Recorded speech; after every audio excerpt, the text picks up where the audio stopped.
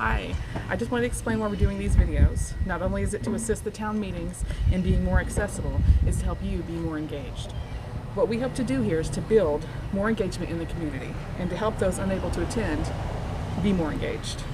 Chad and I at the Wellston Herald want to be that bridge between the town, administration, and the community to empower every citizen to be involved, to care, and to be proactive. It would do us all well to remember that each member of the administration is also a member of the community, and they want what's best for it, and they care about it too. Here again with John Cobb, Town Administrator. We're going to cover the agenda for the last Board of Trustees meeting, September 12th. Okay. I was going to cover, we had someone that was on the agenda to speak but chose not to. What is the process for public speaking? What are the rules? So there's a couple ways that you can go about if you want to address the board. One would be you can call up town hall and state you have a problem or an issue, and I can review it, and if it meets if it meets a need, we can get you on as a guest speaker or put you on the agenda. Another way to do that is actually just come to the town board meeting, and at the beginning of the meeting there's a sign-in sheet, and you can sign in and you can address the board. You have about 5 minutes during the public comments section. Okay. No action can be taken on anything that is brought up in that section though. It would have to be, if it's an issue that needs to be addressed through action, depending on the seriousness of the issue, it could be scheduled for a special meeting and actually listed as an action item, so discussion action, and then that way the board can take action on it. The situation with the individual that was listed on the agenda this previous, she wanted to discuss, she had some concerns about the property surrounding her with the upkeep of it. Okay. I believe that she was able to work that out with the neighbor and the owner. So great. That's the best way to do it if you're able to. Yeah, she was able to get that remedied through other methods. Good. Okay. So old business, you had emergency management standard operating procedures. Was there anything of note to the public? There was no change. There's no change to that. That was on there for review. The board members made review of it between the meetings, and they decided to keep the procedures the way that they are. Okay, great. Next was the Great Plains Wi-Fi repeater. It was tabled. Yeah. Great Plains Wi-Fi is a local Wellston business, and they utilize our water tower for airspace, and they were looking to expand out east a little bit. Okay. We have some on our maintenance barn. They were considering putting some equipment up there, so they requested that we could give them the use of it, but then it turned out that they didn't need the use of it, so it just dropped off the agenda. Okay, great. There was no action on it. Okay, so we're going to move on to new business. There was discussion of a planning board.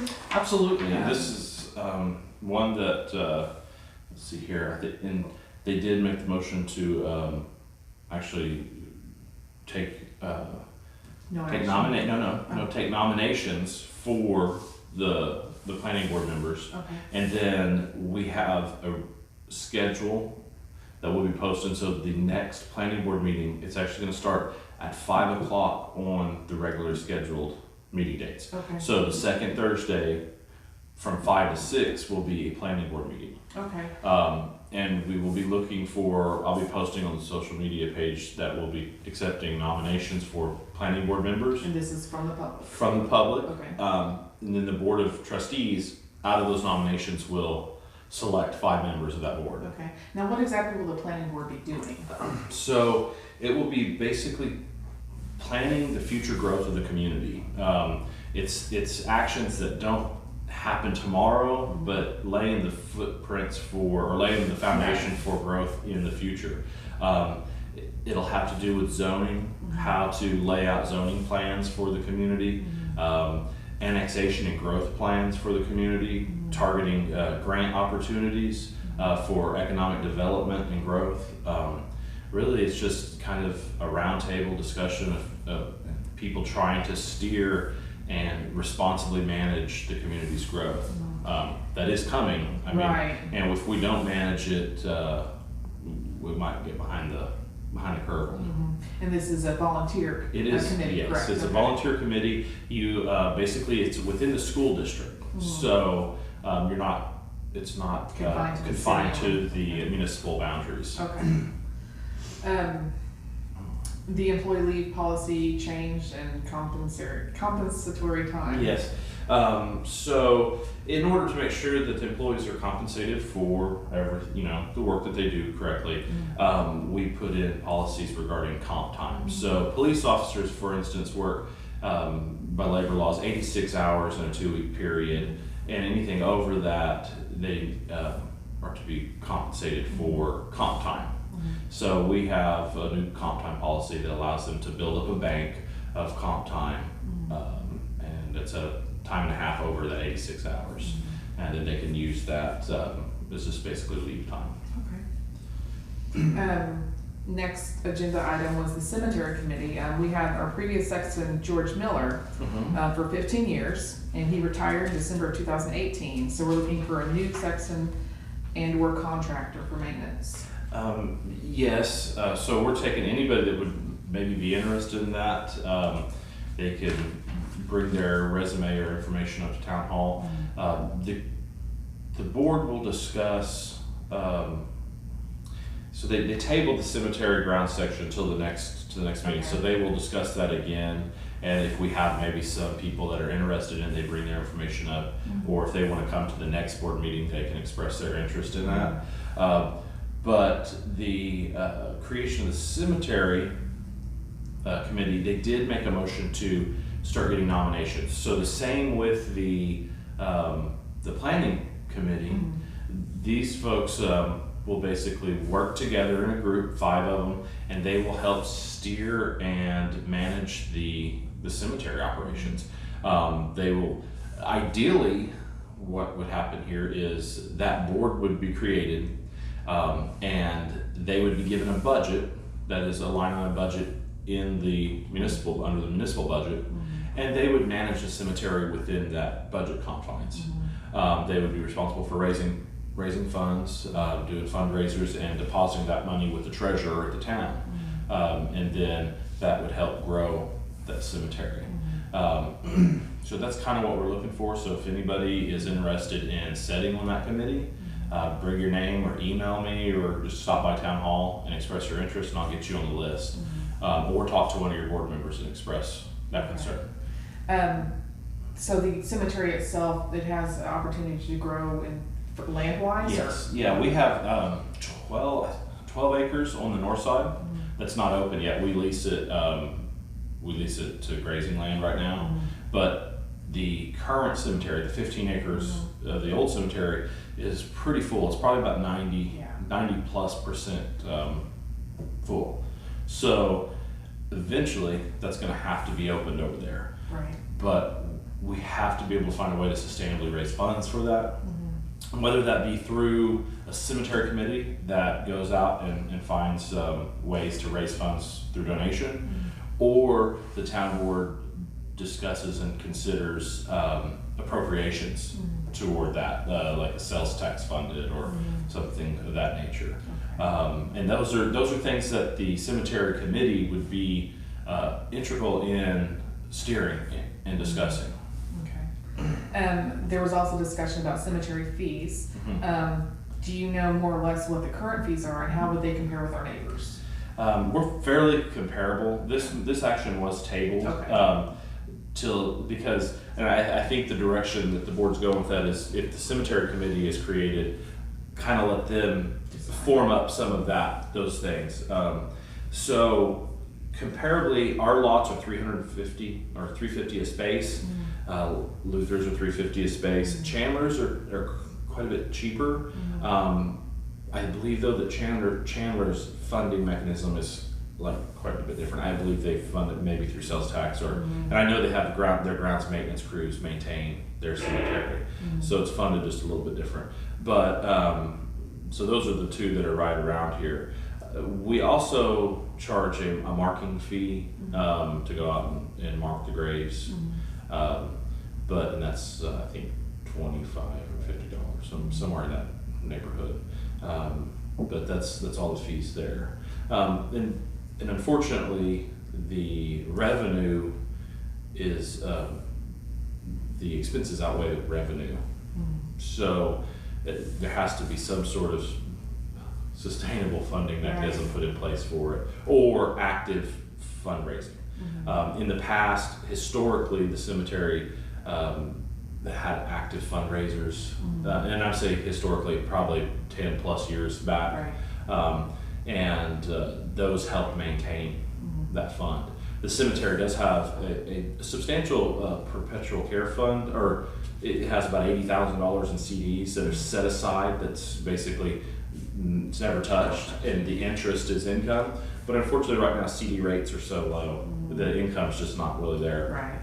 And then all of the cemetery cells, like the plots, all of that goes into the maintenance and care fund, which statutorily you're only required to put a percentage of those cells in, but we put actually all of that into there, and it helps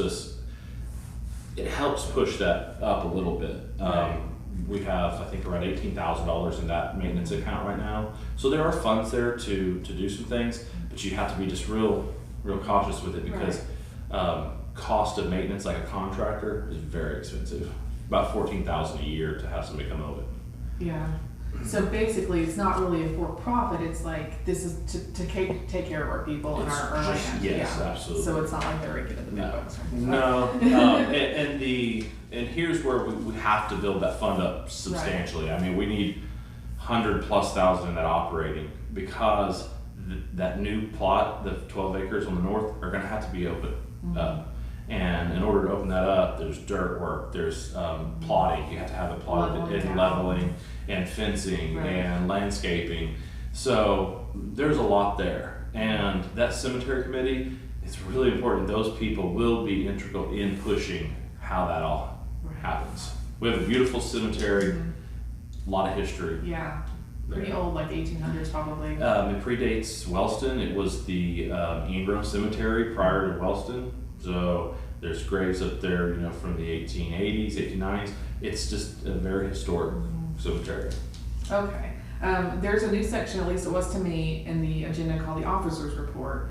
And basically, who presents it? What do you do? That is, it's basically just the department head report to the board. Okay. So it's not line itemed out there. Each officer that's present. So myself, the police chief, the fire chief, he's there, the treasurer, the clerk. That gives us an opportunity to present information to the board. Okay. It's basically like the public comment section, but for the employees. Okay.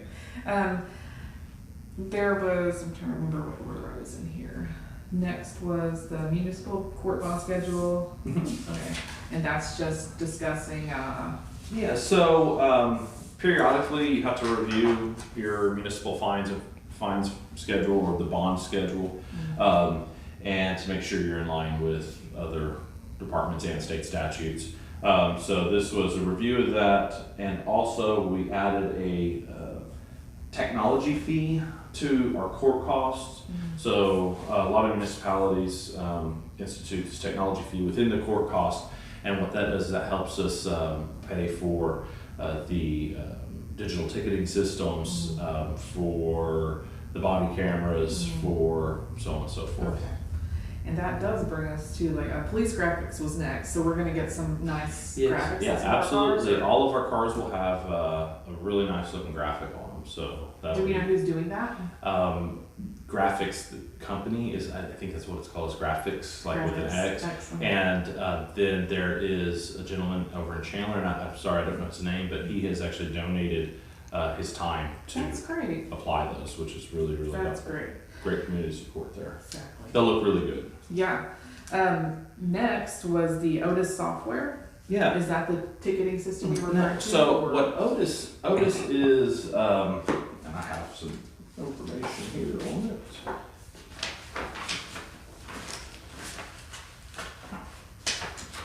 Forgive me, I have it right here. So it's a database that's managed by the Oklahoma Bureau of Investigations, and every department, or a lot of departments, I think everyone around us is using it. but it basically ties everybody kind of together. So if someone's pulled over here, the officer can enter the report on Otis, and then if that same subject is stopped somewhere else, they're going to see that, okay, this person has had multiple contacts with law enforcement. It also centralizes all that that data. So when you start looking at crime statistics and things like that, OSBI can review that. It'll help us assist us with federal grant applications because of that data. But also it integrates our court, so the officers can upload their tickets. It's already over here at the court clerk, you know, and it streamlines our system. Cuts the paperwork. Cuts the paperwork, and within warrants as well. So if somebody fails to appear for court, the court clerk enters it into Otis, and then all the departments around will see that warrant is out of Wellston. And we have an internal policy that if it's within basically 30 miles, if they're pulled over, we'll go and pick the person up and take them, book them into Lincoln County Jail. It just holds some accountability there within the warrant system. Previously, basically we held our warrants here. You know, there was really no way to get those out to other areas. That's exciting. Yeah. Okay, and I accidentally skipped over the body cam, the status of the body cam. Okay, no problem. So we were awarded a grant. It was $10,000 to purchase body cameras, and the police department presented an option for some body camera purchases that exceeded that budget number. So that was voted down to purchase those. However, the police chief went back to the vendor and asked them to redo that quote, and they've actually presented it back within that budget number that we had already set. So the cameras have been purchased. They'll be here in a few weeks. That's great.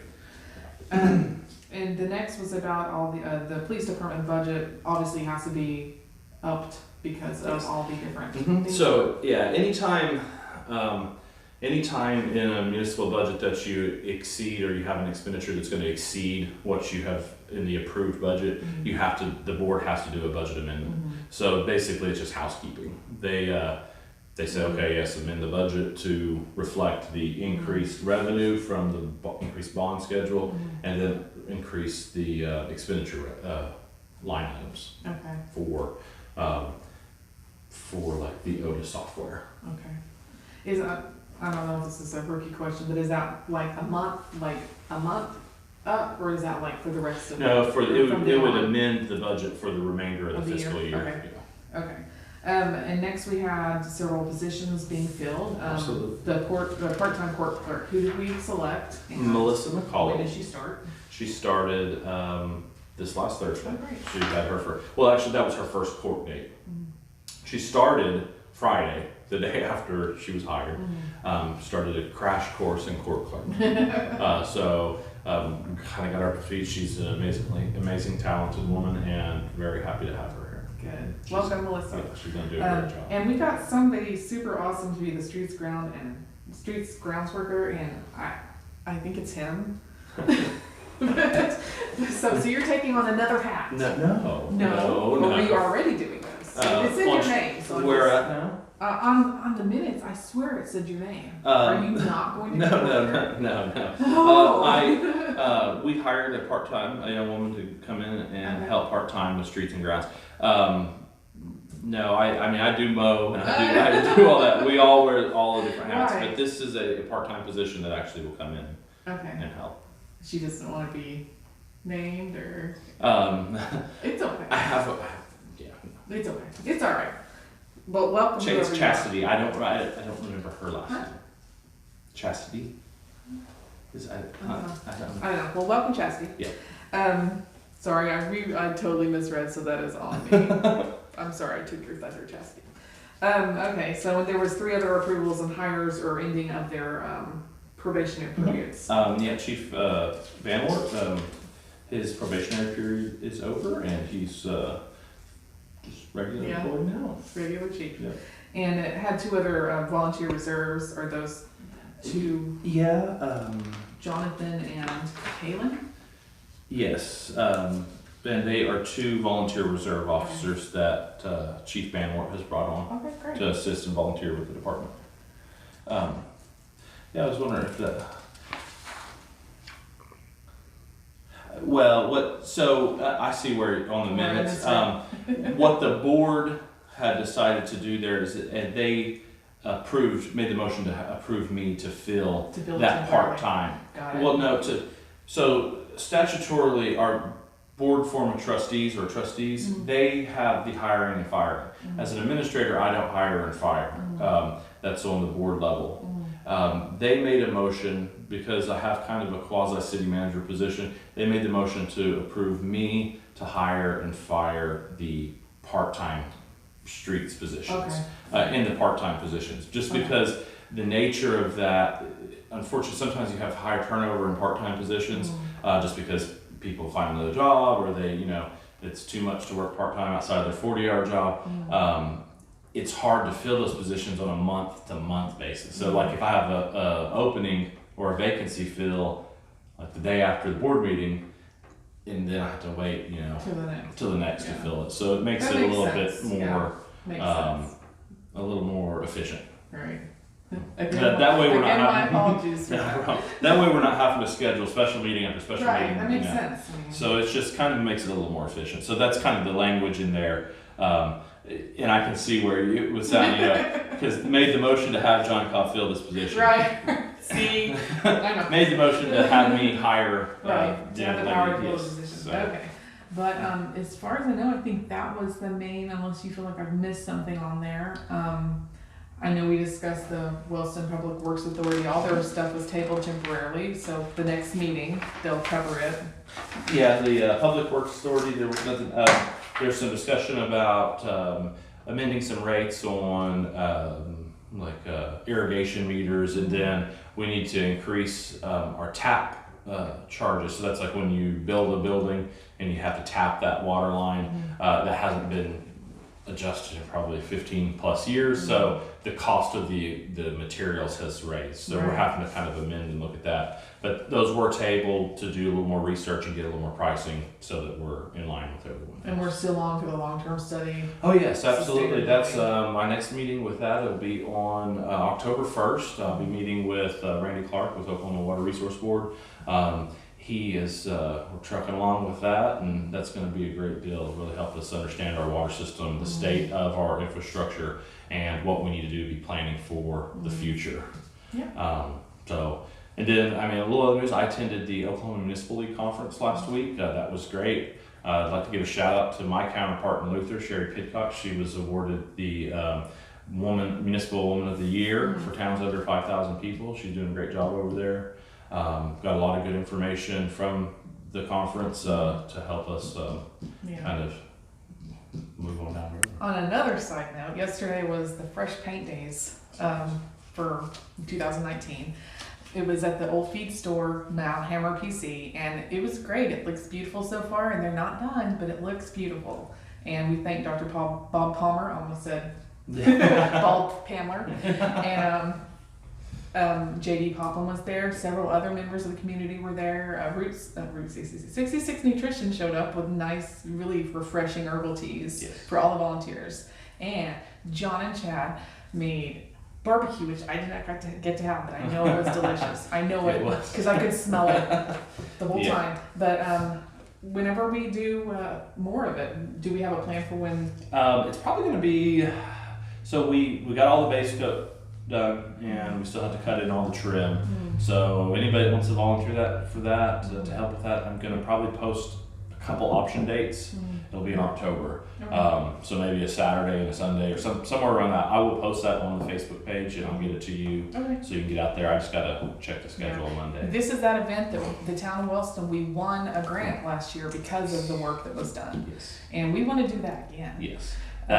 You're right. Yeah. So we won $1,000 last year to go toward another beautification project. The town board matched that. So we had $2,000 in funds sitting right now. And we've not used really any of that. So if we can win that again, we start building that up, we can really do a pretty good project. Whether it be for the park or for maybe some sort of project that we can do. How we won it last year was by vote. Yes. So when this comes up for a vote, we will put the link on our page, and you guys vote I believe every day. You can vote every day. Once every Yes. day. Once every 24-hour period. Don't cheat. One day. But we definitely got competitive last year and we won. This build, I'm pretty sure this is going to look. I mean, this building is going to be killer. I mean, it's going to look great. And then exciting news, maybe coming around about a big mural on it too. So Yes. that'll be more informational. Be beautiful. You know it has to be beautiful. Yeah. Okay, well thank you guys so much for joining us, and we'll see you next time when we have another town board meeting, which is Second Thursday of every month. So Second Thursday. I would have to look, I believe. It's on second Thursday of every month. Yeah. Thank Second Thursday you. of October.